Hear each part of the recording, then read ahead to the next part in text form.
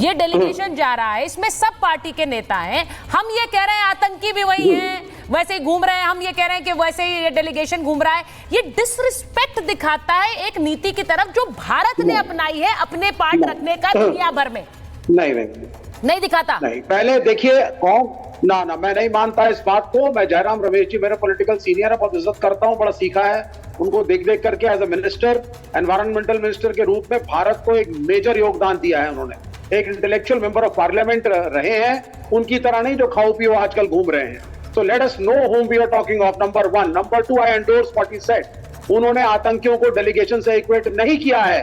वो स्टेटमेंट के 2 पार्ट थे। उन्होंने कहा आतंकवादी आए थे, उन्होंने हमारे देश में कुछ गलत किया, परंतु वो अभी तक पकड़े नहीं गए हैं, पता नहीं कहां घूम रहे हैं।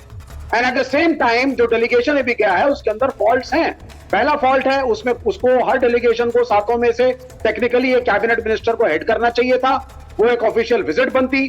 जब आप वहां पे लैंड करते तो वहां के टॉप मोस्ट लीडर्स आपको वेलकम भी करते, बात भी करते। अभी वो उस तरह का इंटरेक्शन नहीं हो पाया है।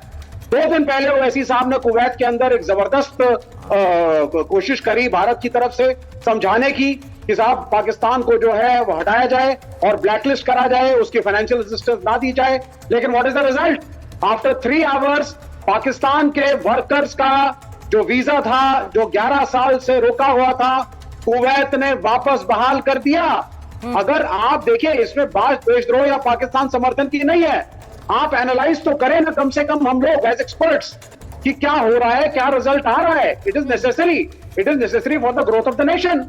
इसमें अगर हम क्रिटिकल होते हैं गवर्नमेंट के, उससे कुछ बोलते हैं। मैं विवेक जी आपके क्रिटिसिज्म के खिलाफ नहीं हूं, मैं आपके क्रिटिसिज्म के खिलाफ नहीं हूं।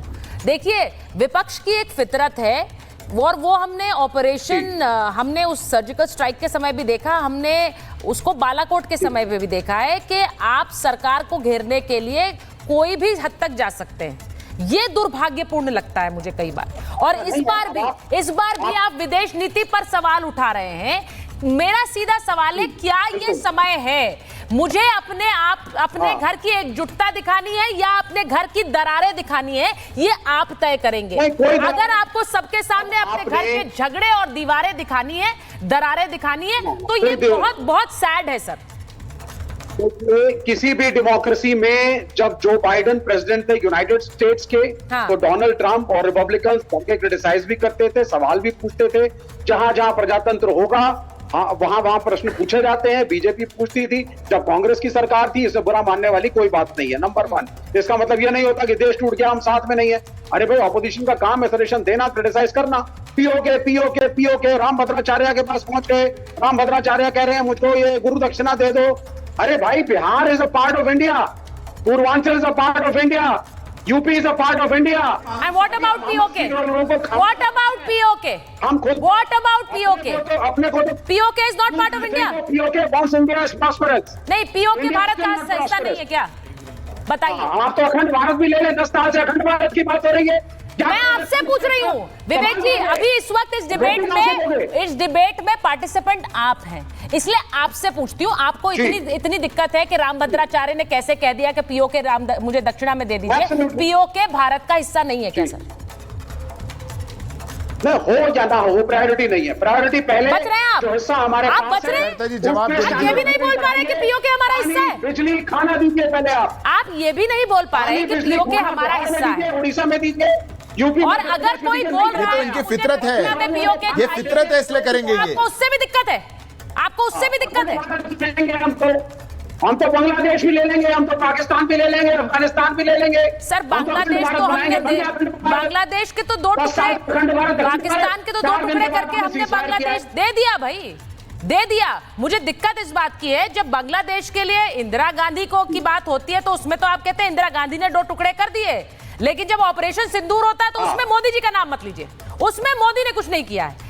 इंदिरा गांधी ने तो किया है 71, लेकिन मोदी ने ऑपरेशन सिंदूर भी नहीं किया, उन्होंने बालाकोट भी नहीं किया, उन्होंने सर्जिकल स्ट्राइक भी नहीं किया। मैं एक बार मेजर जनरल के पास जा रही हूँ, सिद्धार्थ जी आ रही है, उसके बाद आपके पास। सुजाता जी जवाब देने दीजिए। ठीक है सिद्धार्थ जी, आप जवाब दे दीजिए, पहले आप जवाब दीजिए। मुझे हैरानी है कि विवेक जी ये बोल भी नहीं पा रहे हैं कि पीओके हमारा हिस्सा है। बोलिए बोलिए। अरे सर सोचिए इसके बारे में, बोलिए विवेक जी। सुचारिता जी, मैंने सिद्धार्थ जी, मैंने सुचरिता जी किसी के बीच में नहीं बोला। मैं आग्रह करूंगा कि ये, मैं जानता हूं कि कड़वी बातें इनको लगेंगी, ये बार बार डिस्टर्ब करेंगे, आप इनको अनुमति मत दीजिएगा। पहली बात तो जो डेलीगेशन देश के बाहर गई है वो भारतीय जनता पार्टी की डेलीगेशन नहीं है, वो देश की डेलीगेशन है, ऑल पार्टी डेलीगेशन है। उससे नफरत क्यों दिखा रहे हैं आप?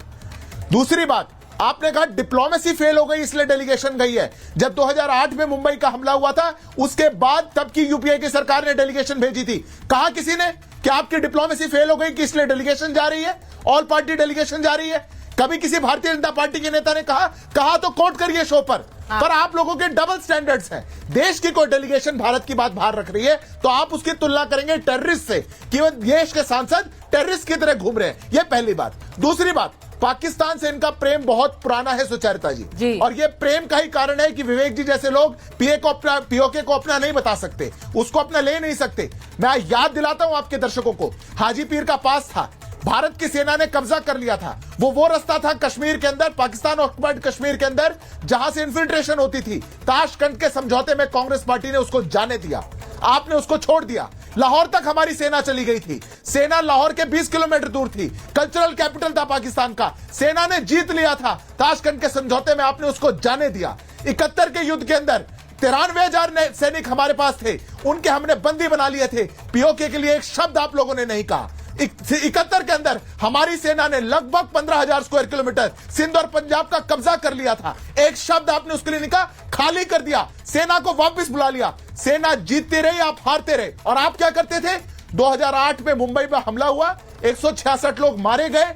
ये तो छोड़िए कि आप कुछ हिम्मत दिखाते कि हम वहां जाते, कोई हमला लेते, कोई बदला लेते। 2009 के अंदर हमारे प्रधानमंत्री यूसुफ गिलानी के साथ बैठ करके जॉइंट स्टेटमेंट इशू कर रहे थे, जॉइंट स्टेटमेंट इशू करी, जिसमें पहली बार बलोचिस्तान का नाम लिया और भारत ने कह दिया कि बलोचिस्तान पाकिस्तान जैसा चाहेगा वैसा हो सकता है। 2012 के अंदर बैठ करके आपने जो भारत और पाकिस्तान का वीजा एग्रीमेंट था उसको लीनियंट बना दिया।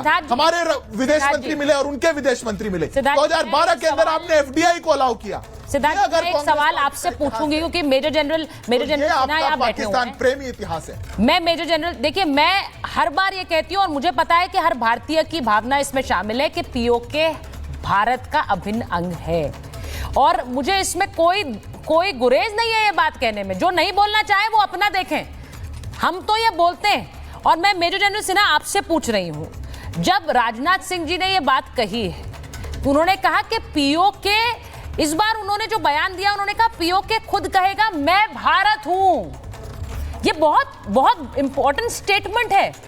पीओके खुद कहेगा मैं भारत हूं। आपको लगता है कि ये आने वाले समय में